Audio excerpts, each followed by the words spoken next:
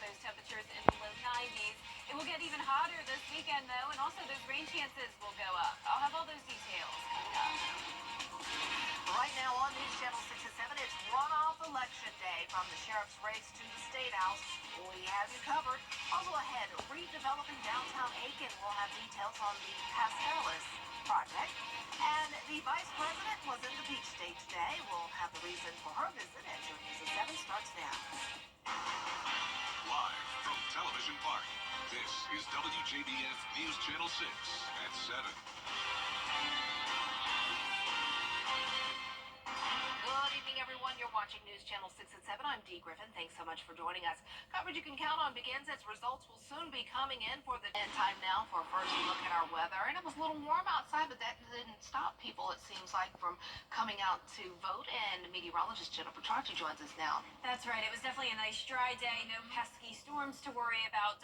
Just the heat, really, this week. We had a few showers yesterday, but today it's been completely dry. Just a little bit of cloud cover out there on our Terry Lambert Hyundai Skyview cam. Here's a view over the river. Today's almanac shows no rain and a high of 89, so actually a few degrees below average. Low temperature also a few degrees below average at 66 degrees. Right now our temperatures are still warm in the mid to upper 80s, 88 in Thompson, 86 in Allendale. Augusta, you're at 85, in Louisville at a toasty 90 degrees, 88 in Edgefield, 89 now in Lincolnton. The dew points really aren't that bad today, so heat index is not a factor. It's not feeling any hotter than the actual temperature, and that's because dew points are in the upper 50s in a lot of spots. 59 in Lincolnton, 57 in Sparta. That's definitely some pretty dry air for the month of June. Winds are coming in from the east, a bit breezy, 16 miles per hour in Barnwell, 8 in Bamberg, 7 in Augusta, and 12 over in Sparta. As for the satellite and radar, you can see all this cloud cover coming in from the west, and that's all part of a potential tropical cyclone that's very far away from us. It's down in the Bay of Campeche with these very large, vast rain bands that are going to be moving towards the Texas coastline. For us, no rain from this storm, but all of that cloud cover is actually from potential tropical cyclone 1. We're going to stay dry with high pressure and control over the next couple of days, right around 90 degrees. And then for your Friday, we could have a few showers and storms, and that's actually going to be due to an additional potential storm that could be brewing out in the Atlantic. I'll have all those details coming up in the full forecast, but back to you, Dee. All right, thanks so much. We'll see you then. The Aiken County Sheriff's Office to commissioners, but the cheaper bid was for 300 hours of work, while the second bid was promising more than double, 700 hours of auditing. Well, giving the gift of life, we are wrapping up our Giving Your Best Blood drive here at Television Park. Kids being out of school and people being on vacation can cause fewer donors to roll up their sleeves during the summer. But Shepherd Community Blood Center was able to fill all of its local hospital orders last week after issuing an emergency appeal, though it's not out of the woods yet. Now, its shelves were still empty before today's blood drive, and the goal was to have 40 donors come out. I love it. That's my passion in life is helping people, and so knowing that I just helped a person or three is a great thing. So far, 33 people have donated. If you missed the blood drive, you can still donate. Just go to one of Shepherd's 5 locations. We really appreciate you helping out. Coming up, new technology at a South Carolina hospital. Why the new developments will improve patient outcomes. Next.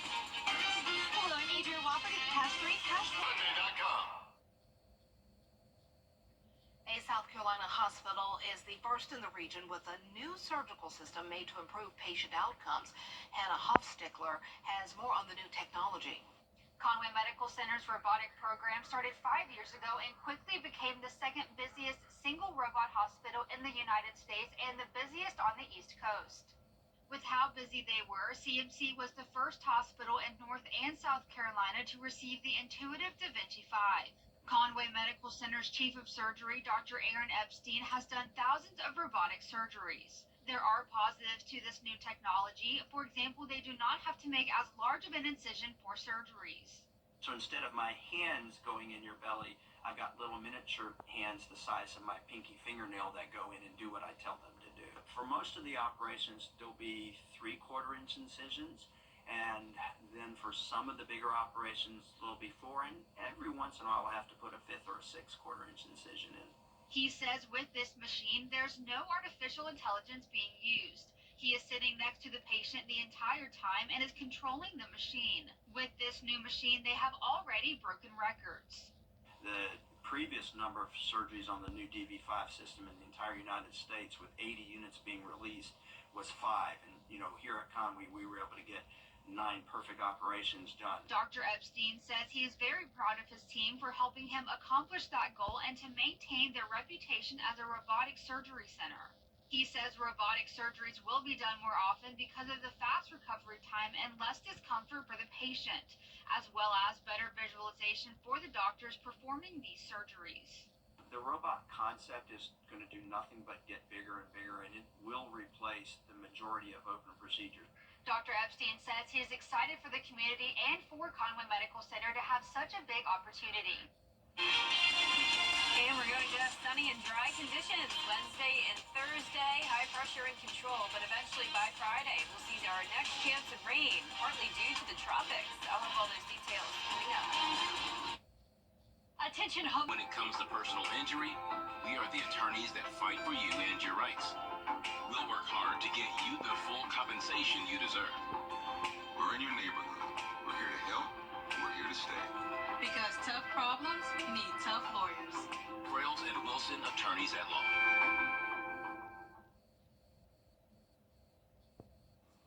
Now, your most accurate forecast with WJBF Live Viper 6. Welcome back. There's a big heat wave happening in parts of the United States this week with a lot of heat alerts from heat advisories up to excessive heat warnings in parts of the Northeast where they don't typically deal with this extreme of heat this early into the summer. The heat index up to the mid-90s and even some spots reaching that triple-digit mark over 100 degrees over the next few days. So very, very hot for our friends up there. Right now, temperatures are in the 80s, so not as bad now that the sun is setting, of course, and 85 here in Augusta. Here's a look at our Terry Lambert Hyundai Skyview cam all the way up there in Jamestown, Rhode Island. The sun is going down, a beautiful view despite the heat for them. Once again, we're in the mid-80s here in the CSRA. Winds coming in from the southeast at 7 miles per hour, and dew points are pretty low in the low 60s, so we'll take that. No heat alerts in place for us because the heat index isn't really much different than the actual air temperature today. 87 in Crawfordville, 88 in Washington, Sylvania, you're at 85, 86 in Barnwell. And as for satellite and radar, dry all across the two-state, but you can see these clouds streaming in from the west. This is all part of a system down in the Gulf of Mexico with a lot of moisture, but for us, high pressure dominates the next few days. Then that means the lower humidity and the sunshine. But here's potential tropical cyclone 1, and believe it or not, that cloud cover that we're seeing is from this system that is miles and miles away. This is going to bring some rain tonight through tomorrow into Texas. Even though you can see the track, does not make it to Texas at all. It stays in Mexico, but those rain bands are very vast and big, bringing that rain all the way across half the state of Texas. This may not even become a named storm. The winds are only going to go up to 45 miles per hour, and it still is disorganized, so that's why it's just a potential tropical cyclone for now. On top of that, another area could develop next week. Low pressure going to form in that same area, the Bay of Campeche. Right now, 20% chance of development. And then one closer to home, also at a 20% chance. That's what we'll be watching over the next few days. You can see the low pressure down in the Gulf of Mexico and high pressure across a good portion of the country. And that means it's going to be hot and even hotter by this weekend, despite that low trying to form and bring us some moisture over the weekend. Now, if we do have some named storms, the first one on the list will be Alberto. We haven't had a named storm yet this season, but what we have had so far in the month of June is plenty of heat. We'll be at 90 degrees over the next couple of days and eventually into the upper 90s next week and even this weekend. No chance of rain for now, then a 20% chance Friday and Saturday, up to 40% for your Monday. And here on Featurecast tonight at 10 o'clock, there's those outer rain bands moving into Texas, covering a good portion of the state, bringing some beneficial rainfall. For us, we're keeping it dry, but then there you can see that low pressure trying to form off the coast here. Doesn't look like that'll be a named storm, but nonetheless, it will also bring northern Florida some beneficial rain, and even us. We could see a little bit of that rain starting on Friday. Lows tonight will be in the mid-60s, a little bit cooler. Highs tomorrow around average in the upper 80s to low 90s.